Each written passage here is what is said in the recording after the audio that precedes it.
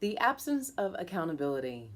Hi, I'm Ann Margaret with this week's Sacred Sunday message to raise the vibration of your body, mind, and spirit. So, a little guy, not so little, very tall, named Abe Lincoln said, "If you want to test a man's character, give him power." What a great quote, right? Today's talk is all about accountability, the blame game, the archetypes of the victim and that God or that Savior archetype that we all work with from time to time throughout our lives, and which we see very apparent on today's world stage, as well as in our own lives, right? So I want you to use this talk today to examine your own personal life, where you struggle with these things, and let it help you. And then also to macrocosmically examine what's going on, what you're seeing around you, what we're seeing in the world happening, and what's unfolding right now. So, very important to remember that the absence of accountability, it's kind of an intense topic, right? We never really shy away from the intense topics. But the absence of accountability is a recipe for disaster in our personal lives, in our government, in our dealings, in our religions, in our companies, anything that we do in our own health. An absence or a lack of accountability is a recipe for disaster. And I know those of you watching right now, those of you are connected with me right now, and we feel it, don't we? We all feel something happening right now, a lot shifting in the world. Each one of us feels this in our own way, in accordance with our own truth. And we feel that something's very off and needing a massive, massive shift, a massive realignment. So what's missing? I'm going to propose that today what's really missing is accountability, not conformity. There's a big difference between the two. Accountability rather than conformity. And accountability can be a very slippery slope, guys. It can be very slippery slope if we're in either extreme in our relationship to it. So if we are overly accountable, overly taking responsibility for things that's outside of our control, we can slip into the shadow of that God or Savior archetype where we feel like we can control things that we can't, that things are our responsibility that aren't. Then we can also slip into that shadow of that God or a Savior archetype that is like we should be able to control others or we know what's best for others. It can be really, really extreme in that way. And if we're in the opposite extreme of our relationship to accountability, we slip into the victim archetype. We expect others to take care of us.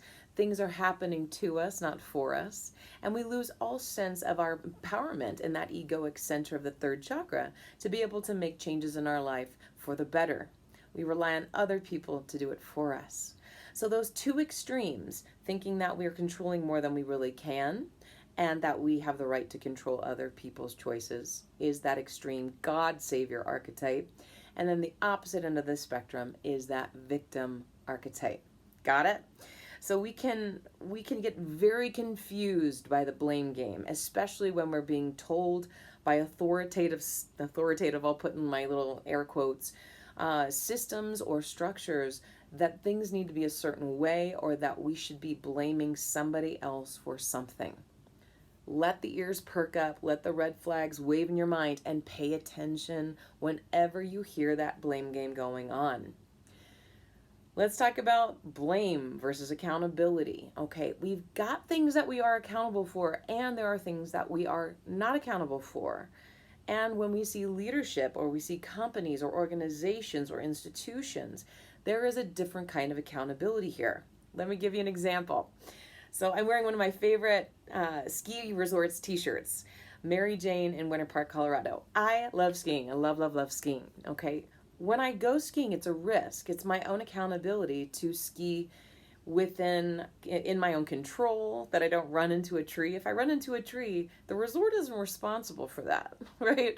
I was skiing out of control and recklessly. If I hurt somebody else because I run into them, I am accountable for that. I am accountable for running into somebody. But they could also be looking where they're going too, so there's like a little bit of a stickiness there, right? Well, what happens when the ski lift, that the Mary Jane or somebody else, some other ski resort built, breaks down, and there's an accident. There's some sort of accident involving a malfunctioning piece of equipment that was made by the resort. The resort was responsible. Okay. Similarly, I just came back from New York City after a few days. We had some work there as well, but we also took time, Anthony and I, to take the afternoon and bike all the way up the west side along the Hudson River to the George Washington Bridge, all the way down underneath the tip of Manhattan to Chelsea Piers, and we had a blast. We had so much fun. But look what happened. Oh, horrible, right? I got scraped up. I was not paying attention. Was this the responsibility of the bike company? Of course not. It wasn't a malfunctioning of the bike. If the brakes hadn't worked, if something hadn't worked, but it wasn't. I was just very clumsy, and I lost my balance, and I scraped my arm on a wall that I was right next to, okay? That was my accountability. So if I'm trying to put blame, which we see this a lot, especially in this country where we are so sue happy, we sue people over all these kind of things that really are in our core, that are our accountability. So if we're quick to blame, that's when we're kind of passing the ball of accountability to someone else, and they're not picking it up because it's not theirs to get. It is in our court. So what's the balance here? Here's a couple of super controversial issues, so hang with me.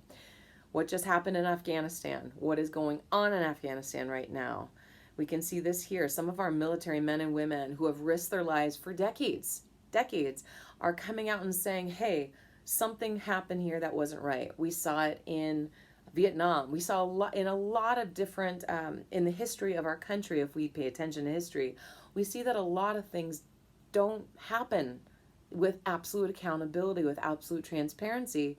And remember, lack of accountability is a recipe for disaster, right? So you've got the men and women of the military, our precious military that protect our freedom in this country, risking their lives. And they chose to do that. That was an incredibly courageous choice. And they're risking their life every day. What they didn't sign up for was the lack of leadership and the extraction and the safe removal. They did their job. Someone else didn't do their job. It's like the company and the employee. If you misuse something, that's one thing. But if there is a breakdown in leadership, a breakdown in the accountability of the leadership of that, that's what we need to take a look at, right? So, and they're getting fired. Some of these people are getting fired for speaking up against the authority or saying, hey, what happened? All right. That's a very confrontational question for many. Unless you have integrity, transparency, absolute honesty with what you're doing. Okay, so let's keep supporting the men and women of our military, okay? And those who are even taking it upon themselves, using their own money and resources, Navy SEALs and these incredible military in retirement, these veterans who are going over and trying to extract these people to save lives because it's not happening from our government, unfortunately. Let's take a different one. Let's take a very challenging other talk, which is vaccines. We have politicians and businesses pushing to mandate this. I just came back from New York City, and you had to show your papers if you went into a restaurant, right? This kind of thing is happening everywhere. And it's a medical procedure that is also threatening job loss. It's threatening the elimination of freedom and really, truly societal ostracism. That's a hard one. But being ostracized from your community, being kind of put in this polarization of opposites, of division, this very divisive culture that we're living in right now. This is discrimination. I know a lot of you out there are like, wait a minute, no, it's not. We're just trying to protect each other. But hear me out here, okay? So discrimination is not just about skin color. It's not about just sexuality or gender, but covers anything. It covers anything where there is an establishment of some sort of class system, right? I'm not going to make you a cake if you're gay and that's your wedding, okay? That could be the religious freedom of the business. That's the choice there. But then on the other side, you've got people who are wanting a cake made for their wedding who deserve to have that service, right? So that's the argument here. That's the butting of heads. It doesn't just happen with skin color, with sexuality, or with gender. It covers anything where there's a two-class system or a multi-class system, or there's a prejudice based on identity or personal free will of some kind. religious freedom, personal belief system, political party affiliation, financial status, education. All of these things are identities. And if we create classes, we are creating a society of discrimination, which is just not this country. This country is founded under the principle that every man and woman is created equal with certain unalienable rights that should never be revoked. So we have to pay attention. We have to pay attention when the freedoms are being taken away, not because we are super spoiled brats who just want our conveniences, but because it's a very slippery slope for people in positions of power.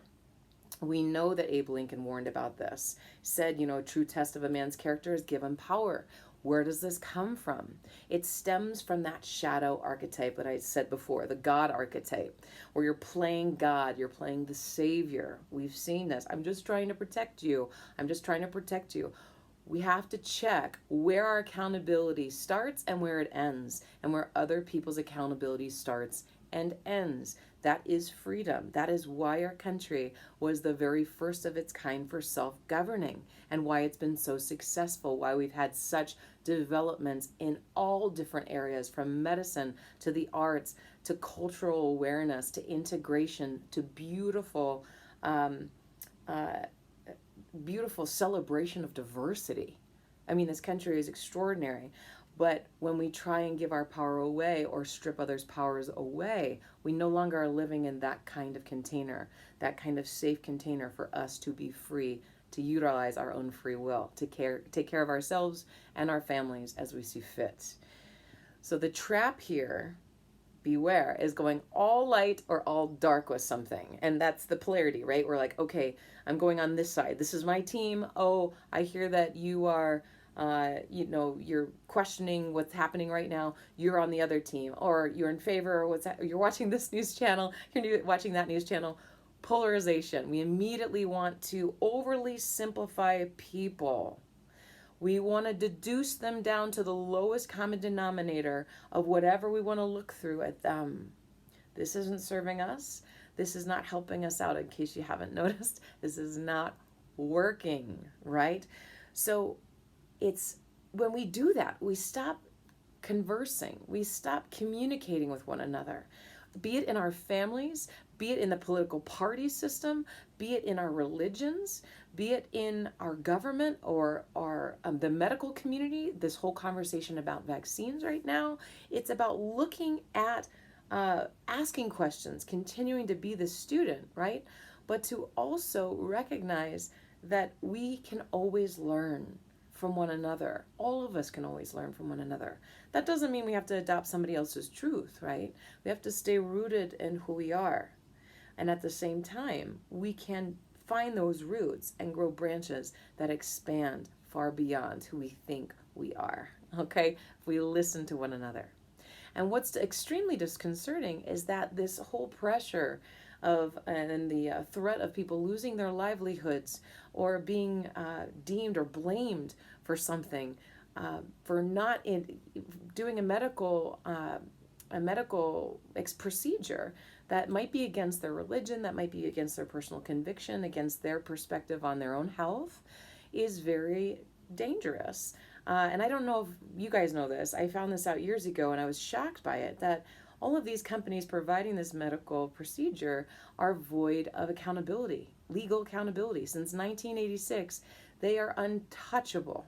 They're void of any legal accountability. Now, this is not an argument for anti all of these medical procedures. It is a question of why this one thing, there is no other product, there is no other service that's void of accountability. Now, I don't know about you, but having my own brick and mortar in New York City for almost 20 years and being my own boss and having my own business for most of my adult life, I can't imagine running a business, having a product, offering a service where no matter what happens to the person who's using my product or taking advantage of my service, paying for my service, no matter what happens to them, I'm untouchable. I don't know if whatever happens to you. And one of the things listed in all of these is the potential of death. That is the most extreme, but to not be accountable, that's a big question that raises a big red flag for me. I don't know about you, but it raises a big red flag. That doesn't mean that you need to go on the opposite side of being anti all of it. It's not the case. There is a third option, guys. You can be pro that and anti-mandate.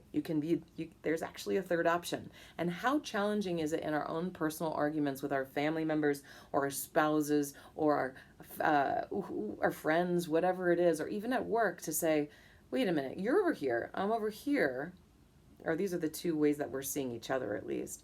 What if we're actually somewhere in the middle and we can find a common ground? That's that Buddhist way, right? The middle path, finding the peace, finding the common ground, seeking to understand rather than get the other person to swallow your point of view, to be understood, okay? If that's our goal, we'll fail every time. So how we can look at this is that it's a conversation about this third chakra. It's about the conversation of being empowered to make our choices. And are we making them blaming others and making others accountable for what it is that we are choosing? Or are we trying to play that God or Savior archetype, that shadow aspect of imposing what our beliefs are on another?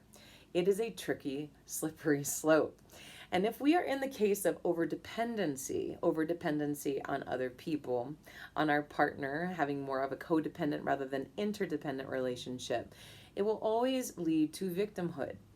It will always lead to victimhood rather than empowerment, intrinsic empowerment. Let's look at those two things. So the victim archetype, there is an intrinsic aspect that is empowering to the victim archetype, which lays in the light attribute. The victim archetype actually helps us awaken when we are forfeiting or we are thwarting our power onto someone else by blaming them. When we can control something that is within our control, we can make a shift, we can make a change. So the victim archetype actually allows us to go, oh, hey, wait a minute, I'm blaming this person, but actually I can make a shift and this is within my control. That's intrinsically empowering. Feeling like you're connected to your free will, the power of choice, okay? The shadow aspect of the victim, as we've already discussed, is the thwarting of that responsibility, that accountability onto another when it is within our control, all right? Let's look at the God archetype. The God archetype, the shadow aspect, is thinking that you know what's best for others, infringing on their free will, thwarting their personal power by trying to absorb it yourself. That's a shadow aspect. But what's a light attribute of that God archetype is being able to serve, to support, to recognize when you're doing that, but then also be of support wherever you can. So long as, and this is something I always tell my yoga teacher trainees, that you're offering your teaching, you're offering what you're giving, and you're laying it at the student's foot. They might not even be your student, remember that. You're laying it at the other person's feet. Because when you do that, you are humbly offering what your microcosmic perspective is and honoring that they also have wisdom, they also have sovereignty, they also have dignity, free will, their own wisdom that you know nothing about. And they can either pick that up from their feet and go, this is really interesting, thank you. Or they can go, this is interesting, thank you, but this is not really for me. And that's what makes the world go around. That is diversity. Remember, it's accountability, not conformity, all right? So it is our duty of this beautiful country that we have that is the first of its kind, self-governing, to stand up to any tyrannical behavior. This can be in our families, this can be in our government, this can be in our medical institutions, this can be in any conversations online. You don't have to pick battles you do not want to fight. Obviously, that's your choice as well. But remember that you have sovereignty. You have free will. You have the ability to be open to a discussion or to close yourself to it. Either choice is your choice. Each choice has a consequence. Not bad, not right, not good, and not evil, right? It's important to remember that you know what's right for you. Somebody else might have something completely different for them. But each choice has a consequence. And we cannot conform everybody to be on the same page. That's a losing battle. That is the God archetype shadow. That is the ego, the egoic, egocentric addiction to self-righteousness, to imposing your thought on another. That is such a trap, not just for the world, but for us personally. Because then we miss out on others. We miss out on the diversity. And we corruption's normal, guys. Every single country up until the point of our country self-governing was run by a dictator. Every single one. So, even Mahatma Gandhi, when he was facing the tyrannical imposition of the British Empire, he said civil disobedience becomes a sacred duty when the state becomes lawless or corrupt. Guys, corruption's everywhere. It's not like, oh, something's corrupt. Yes, it's called being human and slipping into the ego, trying to overassert power, overreach. And in this country, all men are equal. All men, all women, every single human being, every gender, whatever you associate with, you're equal. You're not better than. You're equal. And every human has their own wisdom. Try to remember this, guys. It's so important, because what we can do is remember those words of Thomas Jefferson. Like, if a law is unjust, a man is not only right to disobey it, he is obligated to do so. He's obliged to do so, is the exact quote. So remember, we can cease fighting. We can do this, guys. You can be in your truth and not try and project your truth onto others like it's the truth. It's so, so important. I just like you, I want this peaceful world of us all singing sort of kumbaya around a fire and us all going, I agree with you, and I agree with you, but guess what? It's not going to happen. It's just not going to happen.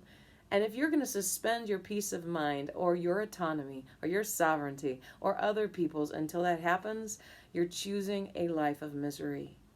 So remember, the absence of accountability is a recipe for a disaster. Look in the mirror first. Take accountability for what you can control, and then let the others go, right? That is one of the core foundational principles for all the anonymous groups.